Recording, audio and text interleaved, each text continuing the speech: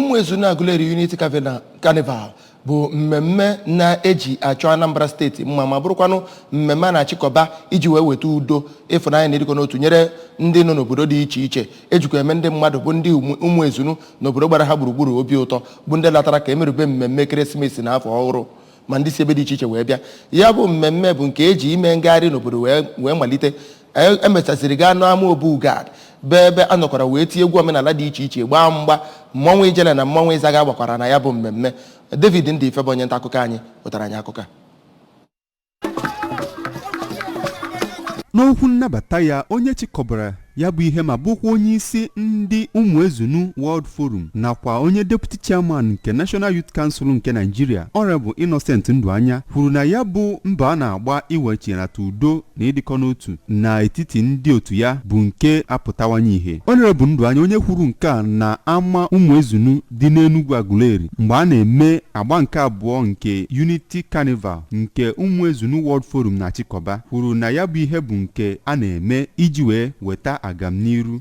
ga-esowanye udo a na-achọ achọ na ya bụ obodo ka ọ na-egosi afọ ojuju ya etu ndị mmadụ si wepụta na ya bụ mmemme. Onye bụ onye isi na ya bụ mmemme Chief Alex Igweze kọwara na ihe ndị mmadụ gosiri mere ka amata na enwego udo ma nwekwa ọchịchọ nke agamniru. Ka ọ na-ekwu okwu maka ihe mere ha ji chịkọba ya bụ mmemme, Reverend Father David Ozemene onye parish priest nke Sacred Heart Catholic Church Nteje kwuru okwu n'okwu gbasara ịdịkọ n'otu nke nwanne dịka ezigbo ihe na-ebụta agamniru. Ọ yọrọ ndị ahụ so na ya bụ otu ndị ahụ nọ n'obodo ahụ ka ha gbaa mbọ gbara ekworo ọsọ ma tinye uchu n'ịzụ ụmụ ha n'akwụkwọ iji wee mee ka ha bụrụ ndị ga-abara obodo uru. Ka ha na-ekwukwa okwu, onye President General nke Enugu Aguleri Community nke obodo Enugu Aguleri Chief Emeka Okosisi nakwa onye chairman Umuezunu 2023 Unity Carnival Honorable Christian Iwuno gosipụtakwara afọ ojuju ya na ya bụ mmemme wee kwuo na ihe eji eme ya bụ iji weta udo